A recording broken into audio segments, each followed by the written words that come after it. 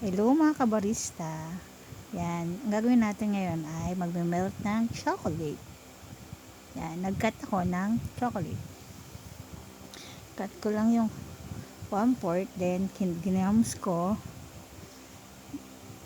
Kinat ko ng small cut, then nilagay ko sa pot. Then strawberry naman, kinat ko din.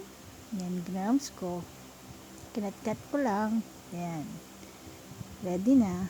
Yan ay siya, pot na para sa melting chocolate, magme-melt para mas madali, hindi na magbo-boiler.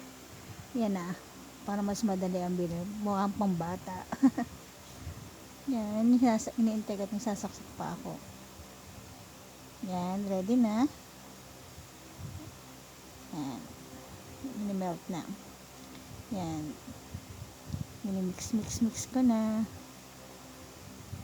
para matunay siya. Yung isa strawberry, yung isa chocolate.